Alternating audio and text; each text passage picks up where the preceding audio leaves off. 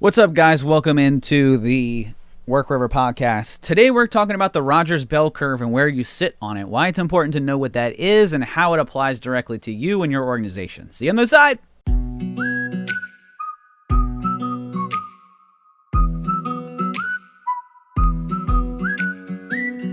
We spend so much of our lives inside, either in traffic at work or close eyes. How about we all agree that it's way overdue to take back our lives? All right, guys, welcome into the Work Wherever podcast. This is a podcast where we talk about AI, automation, the ability to work wherever so you can live every day like it is Saturday. And so I started to think about how I might be able to help you guys from a listening standpoint as to adoption within the cloud. And so I started to think, well, I wonder where my listeners sit on what's referred to as the Rogers Bell Curve.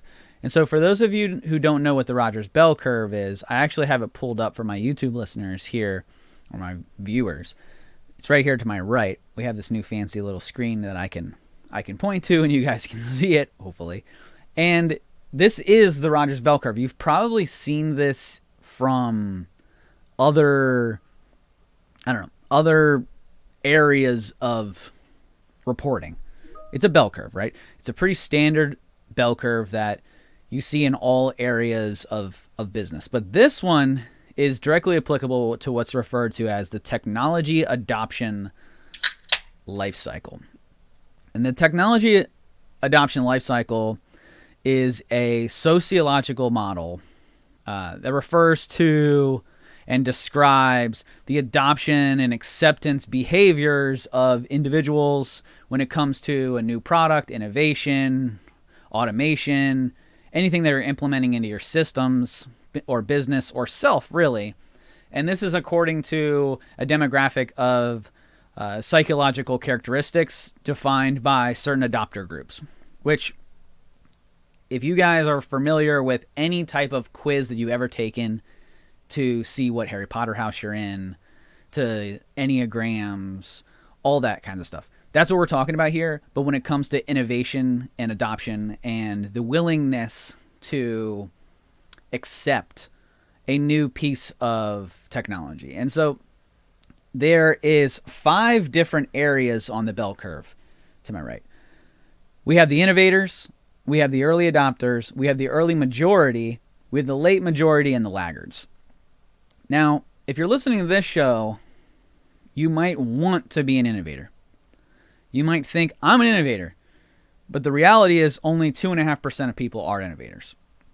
So the majority of you are not going to be innovators. In fact, the majority of you who are listening to this podcast are going to end up on the right side, not the correct side, the right side of the chasm.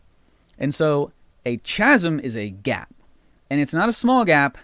It's a large gap. In fact, if you were to Google the word chasm, you would come up with a definition of a crater or a gouge within the earth. So this is like a massive crater is a chasm, right? Think like what is that big old place out in, I'm blanking on the name of it. Holy crap. It's the crater out in Nevada. I'm blanking on this. How am I blanking on this? But it is a huge crater, gap, gouge in the earth, the Grand Canyon. Whoa, that took me way too long to get there. I'm hurting in my age, guys. I don't know what it is. It's because I haven't had an energy drink this morning. That's what it is. So think of that. When you think of chasm, this isn't like oh, well, I'm an early majority and hope to be an early adapter. No. There is a large Grand Canyon-sized gap, chasm, between the innovators, early adopters, and the rest of everybody else, the early majority, late majority, and the laggards. So only 16% are on the left side of the chasm. The rest of everybody else is on the right side of the chasm, with the bulk of everybody being in the early majority, late majority, who are skeptics, you might say. They are not the first ones to download the new application. They are not very trusting of new technology. they are on the right side of the chasm when it comes to the adoption lifecycle. And there's multiple different reasons why these individuals might be on the right side of the chasm. So don't think of, if you end up as a laggard, which if you want to understand more about yourself, go to goworkwherever.com. We have a quiz right there that'll actually diagnose you as whether you're an innovator, early adopter, early majority, late majority, or laggard. It'll diagnose you for you, give you some guidebooks, some more information on this around what your personality type is, which maybe that's important to you. I think it is super important to you, especially when you're talking about innovating and implementing new technology specific to cloud AI automation around your business. Get your whole team to do it.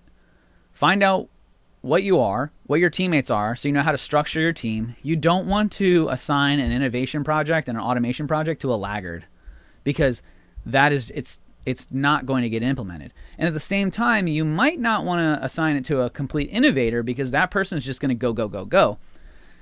At least maybe you don't want to have everybody on the team innovators and everyone on the team laggards. It is good to have a healthy balance here so you guys can have a true discussion. Hopefully it's productive debate, and it's not just a whole bunch of laggards and one innovator. But you want to structure your teams and your implementations around your personas. Understand who's on your team, so that when you go through the innovation process and you go through this implementation process, you know where everybody sits, you know how to talk and have a conversation with everybody. So let's go down what these categories are, why it's important that you understand where you sit on the Rogers bell curve, and how we can utilize the understanding and the knowledge that we have around who we are and what our coworkers are and how to approach this. So first off is an innovator. We call these Technical Terry. That's our persona name. If you're Technical Terry, you're an innovator. These members are super innovative. They might be a little more risk-oriented. They might be willing to take on the new adventure. They sometimes are innovating for the sake of innovating. They are big on new tech. Now, when they are asking questions, it's technology related. What can I do? How can I innovate? It's less on the, how is this going to help me grow? What does it cost? What's the security risks here? These are the, I want to go, I want it. These are the people that had like the iPhone original. If you're younger, these are the people who were on TikTok like first. These are the people who are on the apps that nobody's ever heard of. These are your friends who are like, go get this new way of paying. You know, I'll Zelle you, I'll Venmo you, I'll Cash App you. These are the people who were doing this before there were commercials about it. Sure, I'll sync my bank account to it. That sounds cool. It's an innovative way to do something. That is an innovator. Or we refer to them as Technical Terries. They're not afraid of technology. They are wanting to embrace the new technology. I know we have a lot of listeners who are innovators or align with the innovators, may not be innovators, but they align with the understanding around new technology is good technology. These are the people who are like, I'm going to fire my whole workforce and integrate ChatGPT because ChatGPT can do it. Let's just go, go, go, go. It's good, but with caution. Next one would be the early adopters. Early adopters are younger, they're more educated, they tend to be in the community of leaders or leadership. They are less prosperous, so they are a little more risk understanding. They're more realist. I'm an early adopter. I'm not an innovator because I do have the understanding of risks and to where risk is. Sometimes I do lend towards the innovator, but the innovators are, risk is the back of their mind. They don't really care about it, or I guess, back of their mind, right? It's not in the way. It might be there, probably not, but they're just going. That's an innovator. Early adopters, they want a little bit of social proof. They want to take a look at things, meditate on it a little bit, chew on it, and then be the first one to do it. That's me, if I'm being honest. I'm an early adopter. I'm not really an innovator. I'd like to think that I'm an innovator at times, but with how much work I do around the federal government, I am definitely an early adopter when it comes to understanding the risks involved. I'd like to think that I'm younger. I'd like to think that I'm more educated when it comes to technology. And let me stop right there. More educated doesn't mean like bachelor's degree. It doesn't mean like doctorate. It doesn't mean like you are traditionally educated. What it means is that you're educated on the subject of the technology, meaning you've done your research. You understand what the tech is doing. You get it, right? That's what more educated means in this instance. So if somebody brings you AI, you understand how AI works. You understand the premise behind it. You get it. But you're a little bit adverse. You're like, okay, well, what's the risks associated with this? We want to do this. We want to be on the forefront of this, but what's the risk involved? That is an early adopter. Now we have the chasm. The chasm is, like I said, it is a huge gap. Okay? There is a huge gap between the first two adopter groups, the innovators and the early adopters, and the rest of the vertical markets. The rest of these vertical markets are going to be everybody else. And most of it says early majority, but that's just the majority of what's left. Okay? The early majority, just so you guys are aware, the early majority are probably ones who are just getting around to Venmo now, who are just starting to look at TikTok now. They are not using ChatGPT right now. They are probably haven't even heard of it.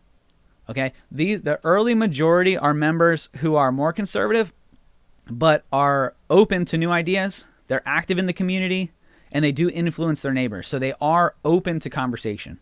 They want to be the ones who are telling the rest of the group, the late majority and the laggards, about these things, but they're not as well educated on the subject. They're going to wait for a good amount of social proof. These people are highly influenced by commercials, by Google ads, by things that are targeting them that have already been around. There is a large amount of social proof that is here, but they do lend more conservative on the Rogers bell curve on the other side, the right side of the chasm.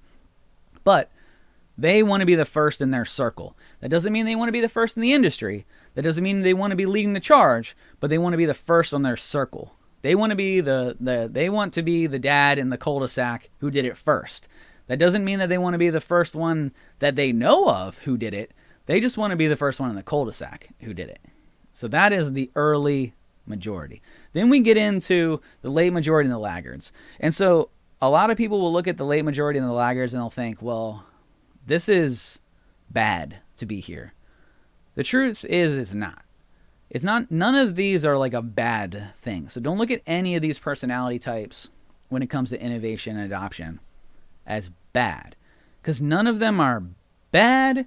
It's just a personality type that you have. Same thing with like love languages, right? So like my wife, her love language is acts of service and words. I like to think that mine is quality time, but I'm coming to realize that it's gifts. Those are like my love languages, right? Quality time and gifts, I guess, apparently. Even though, like, when I first thought of it, I was like, man, gifts, that's like that's not a good love language. Why would anybody want to just buy people things? And now I'm like, as I see my actions, I'm like, oh, no, that's me. I buy things for people because that's my way of showing my appreciation for them, which is the love language. It doesn't mean that it's bad. Same with laggards, late majority, early majority, early adopters, innovators. If you get laggard and you're like pissed at me, don't be pissed at me, okay? There's nothing wrong with it. It's just the way that you innovate. Can you change the way that you buy? Yeah, sure. Can you be a different technology Rogers bell curve persona in different areas? Absolutely. Because the driving factor here is going to be around education. How well educated are you on the subject? So if you're talking about an implementation of AI and you don't know anything about AI, you might be a laggard. If you're talking about implementation of ERP systems and you're an accountant, you might be an early adopter. Okay, so you could end up on different areas of this based on what technology it is, what part of the business it is. As a whole, though, you're going to skew one of these by yourself. So let's get into the late majority. Oh, by the way, the early adopters, we call those share drive Sharon. That's our persona. So if you go to goworkwherever.com and you get a shared drive sharing and like, what is this? You're an early adopter. Early majority, we call those government Gary. And so government Gary on the Government Gary cares about, there we go. Man, I lost input there for a second. Government Gary is our early majority. He cares about security. So he wants to be better. He wants to innovate. He wants to bring on these new things of influence, but is extremely conservative, but open. Hey, I'll do it, but what's the security? What's going to happen? What if I do? What does this mean? A lot of the topics that I talk about when it comes to federal government implementations on this show is very aimed at the government Garys. To be like, look, we had an episode about TikTok. There's a huge security risk there. Okay? You have to understand that risk. ChatGPT. There's a huge human capital risk there. You have to understand it. Now, where you align on the side of the chasm, whether you're all in or you're going to wait to see what happens, is what separates you between a government Gary and a shared drive sharing. But then the late majority is not too far from government Gary. And our late majority, we call our late majority stagnant Stan. And so the late majority, they're older, they're less educated on the subject, not less educated in general, less educated on the subject. They are fairly conservative, and they are less socially aware. Stagnant Stan is the guy that says, we've always done it this way. Why do I need to do it any other way? They hate on TikTok because they don't understand the dancing. Why would I want this? They hate on Venmo, and they probably hate it on credit cards, and they hate it on, the mobile banking because why would I balance my own checkbook? Why do I need to do this? Right? They are the older generation. Most of a stagnant Stan is going to be the boomer generation. There are some Gen Z there as well. There's even millennials who are stagnant Stan that are just like, hey, why do I need to do it this way? It's never been done this way. Why are you guys pushing me so hard to do this? I know, like, and understand the old way. Why are you trying to get me to change? These people who are in the late majority of the stagnant Stans are more concerned about how technology affects them than it does the greater populace or the greater organization. So inside your organization, if you have Stans, these are great people to involve in your champions group because a Stan will be very vocal. And if you don't involve them in your champions group, and your champions group is part of your implementation, if you want to learn more about our champions group, go to goworkwherever.com or hit us up at Capital Presence. But a champions group is there to help you through the drive of the implementation. And if you don't involve a late majority or a stagnant Stan in, then they're going to be vocal outside of the implementation group. And they're going to try to get people to say, hey, slow down. You don't want this. Do you really want change? Do you really want it? It ain't broke, don't fix it, even though it's broken. It ain't broke, don't fix it. This is what we know and love.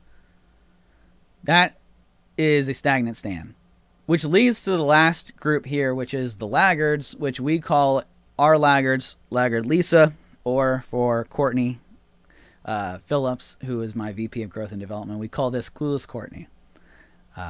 And so the laggards are uber conservative. They have had small farms and capital, meaning like their shoestring budget here. Why do I need to... farms are tech farm, right? So server farms. I only have minimum farm space, server space. I only have minimum capital, money. I have a small budget, small servers.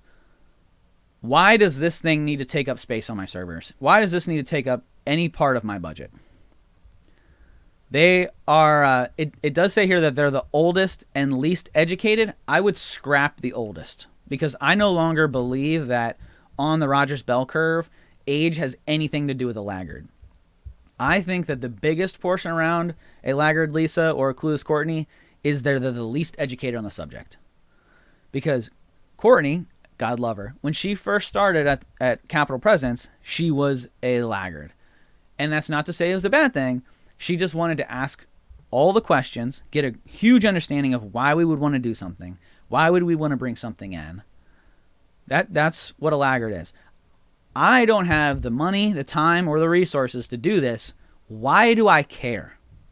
Most laggard Lisas out there, or clueless Courtneys, are going to be your VP of growth. They're going to be your salespeople, because their focus isn't on the tech side of the house.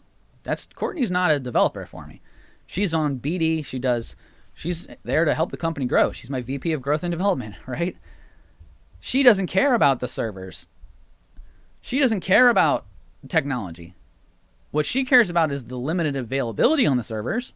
She's like, hey, look, this is going to cost us money. We're going to have to spin up new servers. We're going to have to buy new things. Translation. We don't necessarily have the money to buy these new things. And I don't really understand how it's going to help. How does this help? What are we doing here? How does this help us sell? How does this help us grow? That's a laggard Lisa. They are the least educated of the bunch. Now, that's not to say that any of these members can't move up the bell curve. I will say it's going to be extremely difficult to see a laggard Lisa go from a laggard to an early adopter. It's just not in their makeup. It's not really who they are. They're going to continually to ask questions.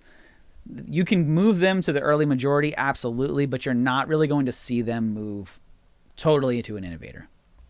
And like I mentioned, innovators aren't exactly fantastic to be either, right? None of these are like where you want to be. You're not trying to shoot for any of these. Now, if you're a technology firm, you probably want to have a leadership person who is an early adopter as an IT director or a decision maker, because you don't want a laggard there, because you will fall behind rapidly. You will fall behind so quickly if your IT director is a laggard, because you're looking to move your company looking 5 years ahead, because technology changes that. Like I said, changes like that. So you want to make sure that you guys are taking these assessments. Go to goworkwherever.com, take our assessment. It'll tell you who you are, what personality you are, and know where you're out in the bell curve. Okay? This is extremely important to your organization. It's going to tell you how seamless your team will be in terms of the innovation and implementation of new technology. We're about to go through a whole lot of change over the next year. With all this ChatGPT, all this AI, huge boom that we've been talking about, all this stuff, it's coming. It's not. It might slow down a little bit because of what we talked about, Italy, writing policy, Elon Musk, and all of the people who are signing the pact to slow things down. Guess who didn't sign it? Bill Gates didn't sign it. Guess who was a huge innovator in the world? Bill Gates. Okay, it is not going to slow down completely. We are not going to halt AI. There will be areas of AI that slow down, but we are not going to laggard AI. Right now, we've been innovating AI, and we need to bring it probably on the other side of the chasm to bring early majority. That's probably where we need to sit with AI, which, oh, by the way, is 34% of all populace. Okay? We need to close or expand the gap of the chasm. That's what we need to do with AI right now. And that, I believe, that's all that the politics, the Elon Musk signing, all of that is to say, let's expand this chasm so that the time period to get from innovator to laggard is more lengthy. It shouldn't be 4 months. We released ChatGPT 4 in November, and we're already talking about ChatGPT, or we released ChatGPT in November. We're already at ChatGPT 4, about to release 5, that is putting it into like life-size bots that are running around. That's dangerous, guys. Let's expand the chasm here a little bit, okay? Let's slow those innovators down who are less risk-adverse, okay? Let's have a conversation around this. Let's get the early adopters and the early majority to kind of control the innovators here a little bit. That's the conversation I believe that's being happened. Slow down, Technical Terry. Hey, Share Drive Sharon and Government Gary, let's have a conversation. That's what's happening right now. So guys, like I said, go to goworkwherever.com. Take your personality assessment for your cloud quiz. It's up there. Find out what you are. Let us know. Hit us in the comments and say what personality type you are. Let me know what you think about this. This is not the last time we talk about this. We're going to involve the Rogers Bell Curve in a lot of our conversations here going forward to make sure that you guys are able to adopt and innovate so that you can work wherever, so that you can live every day like it's Saturday. Thanks for hanging out, guys. Until next time, see you.